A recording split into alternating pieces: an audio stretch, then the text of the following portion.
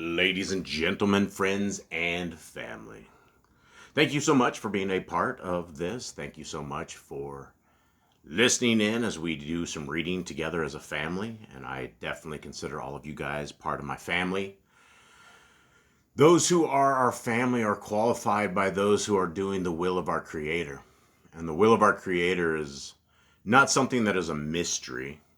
It is something that is provided to us in the first 5 books of Scriptures.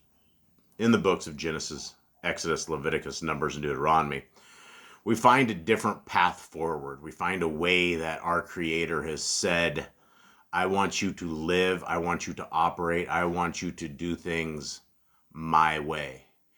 And when we do things this way, in the will of our Creator, a lot of things change. And our lives will change, our families will change, our fears of the unknown will change. And there's always a very life-changing experience when it comes down to all of these life changes. And so when we are changing the way that we think and that we operate, a lot of us have a hard time with that. And when we are figuring out this life, we've grown up in a Gentile world. We've grown up where our parents don't have any value on the Old Testament. It's something for children's stories up to 10 years old, and then after that, just some history. And then we've all been led into this deception that these laws are all on a tree. Now, when we go about this approach and when we look at this, it becomes very, very clear those are falsehoods. Those are things that lead people to a destruction, and that destruction is very harmful. It's very, very harmful. And so, guys, the best way forward is and always will be doing the will of our Creator.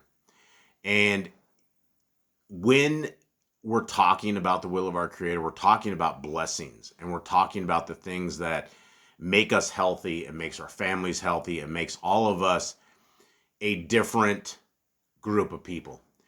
And so, guys, I would like to encourage everybody out there to read your scriptures. That if you do not read your scriptures, you're missing out. You're missing out on the finer parts of life. Now, what we are reading here in today's reading is from the book of 2nd Ezra.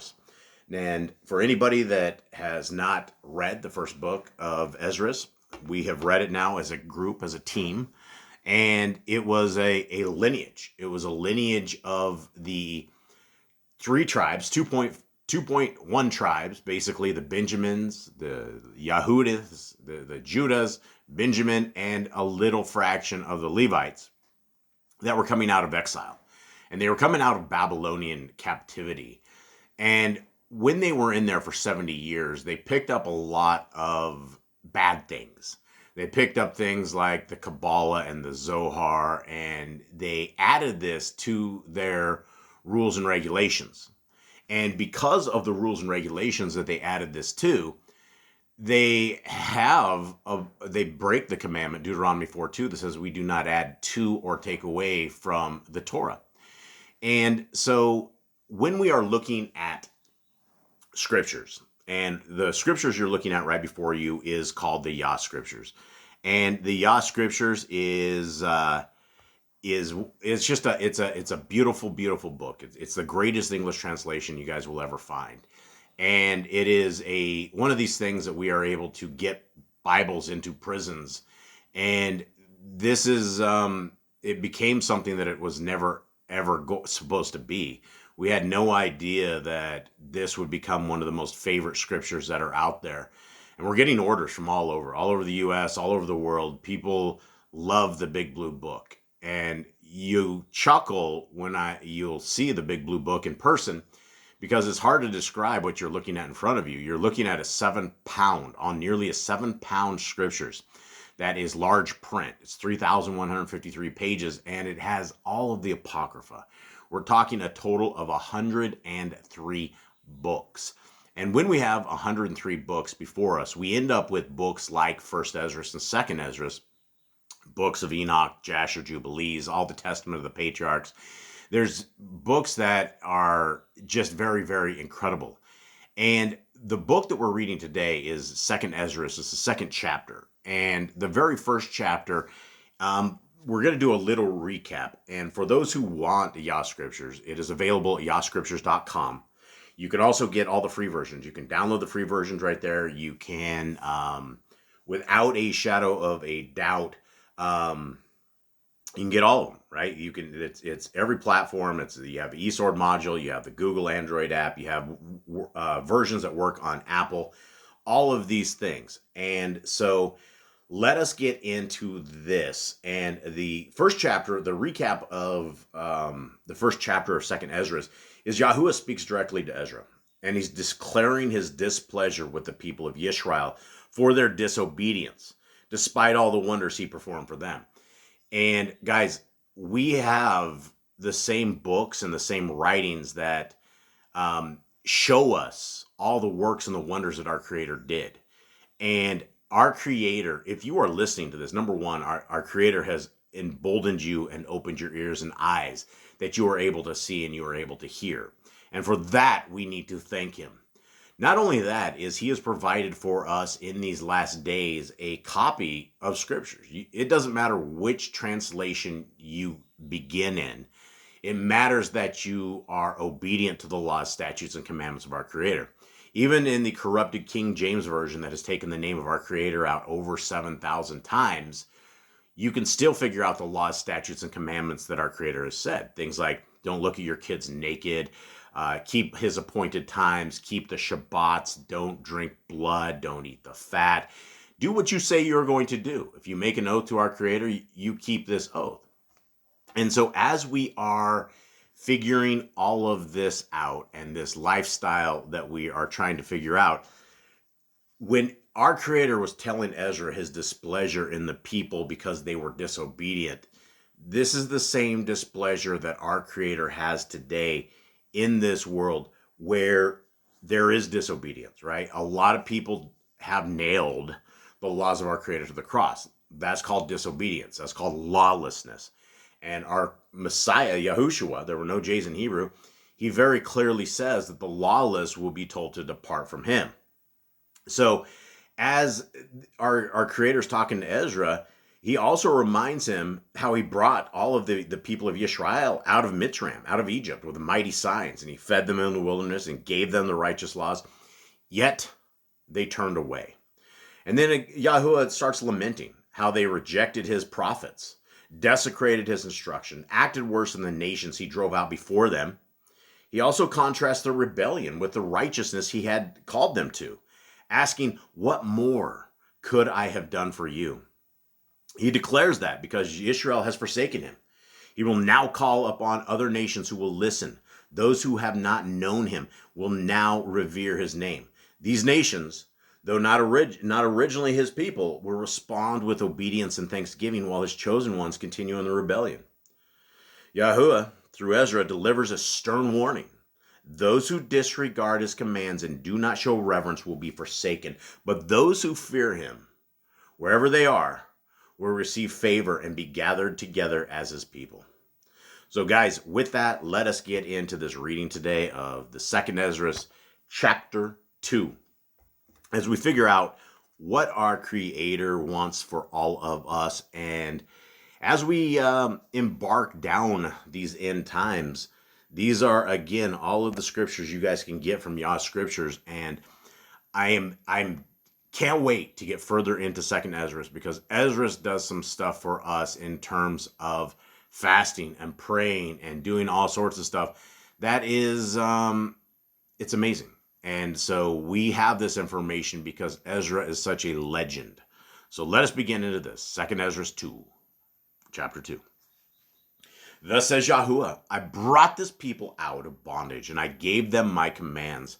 But my servants, the Neviim, whom they would not hear, but despised my counsels, The mother that bore them says to them, go your way, you children, for I am a widow and forsaken. I brought you up with gladness, but with sorrow and heaviness I have lost you. For you have sinned before YHWH your Elohim and done that which is evil before him. But what shall I do? What shall I now do for you? I am a widow and forsaken. Go your way, O my children, and ask kindness from YHWH.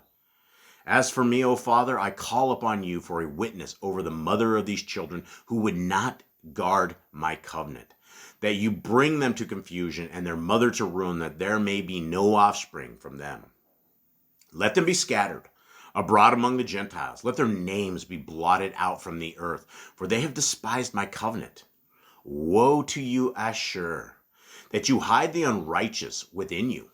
O you wicked people, remember what I did to Sodom and Amorah, whose land lies in lumps of tar and piles of ashes. Even so I shall do the same to those who do not listen to me, says YHWH the Almighty. Thus says YHWH to Ezra, tell my people that I shall give them the reign of Jerusalem, which I would have given to Yisrael. I shall also take their esteem to myself, and give others the everlasting dwellings, which I have prepared for them.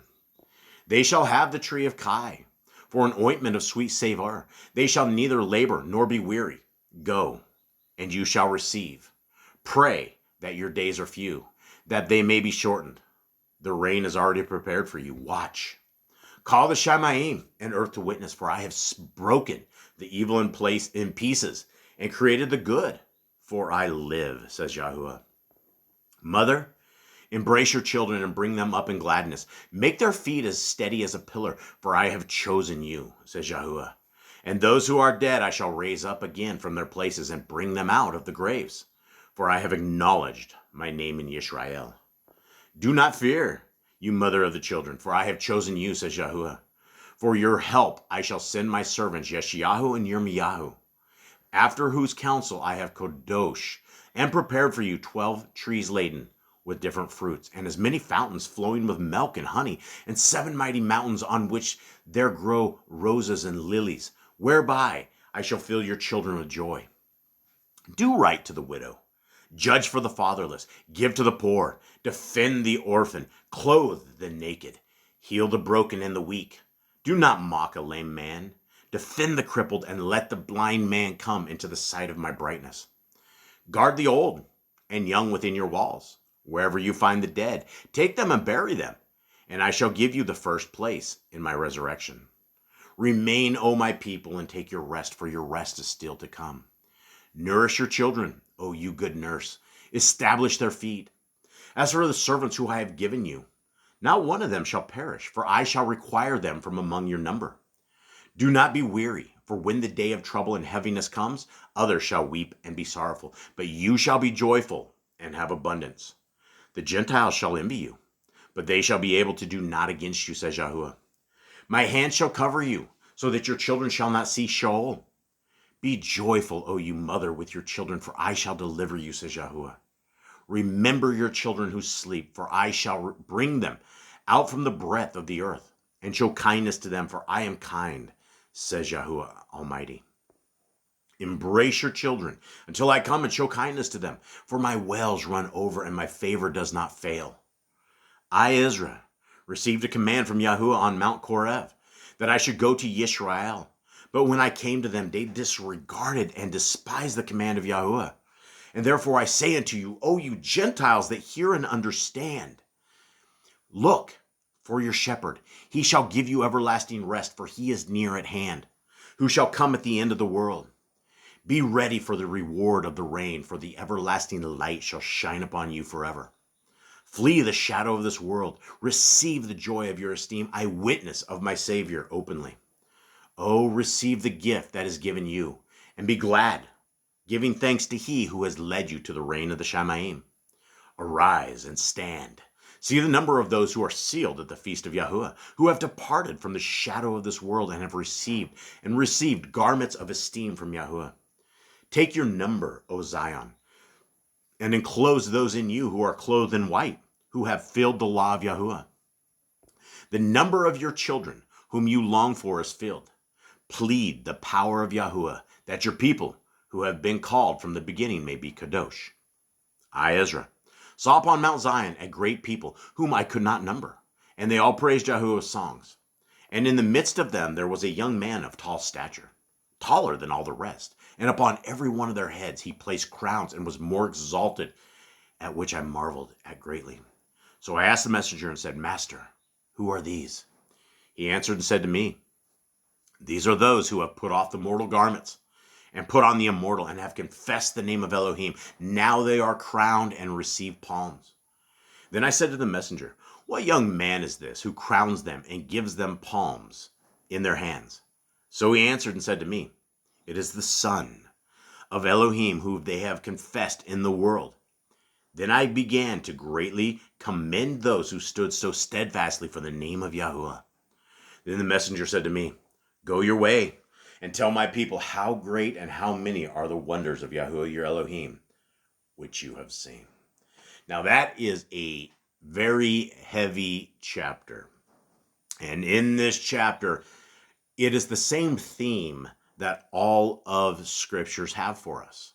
The scriptures always tell us very, very much that there's a different people, a set apart people, those who are willing to obey the laws, statutes, and commandments of our Creator. We're the chosen people. If we are those who do what our Master says to do and is obedient and willing to bow to our knees to our Creator and to His Son, this is what the kingdom is going to look like. It's going to be for those who are obedient. Those who are looking for the kingdom are those who are in Torah. And Ezra's talking about all of the great things that Elohim has done, and that when he went to find his own people with this message, that they were acting just like Gentiles. They were doing the same things. And this is the same message that all of us have today. Are we acting like Gentiles? Are we in covenant with our Creator? Are we doing everything that we need to do to make sure that we make this kingdom to come? Are we shouting out and heralding the kingdom? Are we letting people know from the tops of the mountains to the valleys and the plains that our Creator lives, that His Son lives, and that there is a path of righteousness if we will just take it? The thing about religion is religion always costs you 10%. And you're giving it to a bunch of lying thieves that are taking your money, and they are using it to build temples made by the hands of man, worshiping on the wrong day. When you come into Torah, it is about helping the orphans, helping the widows, helping those who are broken, and taking care of the lame. And when all of this is in our minds, hearts, and souls, we become a different people. We become set apart. And so, guys, we want to make sure that we are listening to Ezra, that we are listening to his ways, that we're listening and taking the path of righteousness, because we don't have multiple chances. We don't have another way forward. The only way forward that leads to anything profitable in the kingdom to come, in the world to come, in Sheol, is when we are on the side of our Creator. And today is a great day to do this. Today is a day that all of us, we can take the way forward. And it's not about asking Jesus into our heart. It's not about once saved, always saved. It's not about this rhetoric and these religions that's so many people are stuck into. It's about being the true called people, the people that realize that every bit of scriptures has every bit of value, from the first page to the last page, where the theme is always the same. If we will be obedient, our Creator will be our Elohim, and we will be His people. So with that, until we meet again, much love to you all.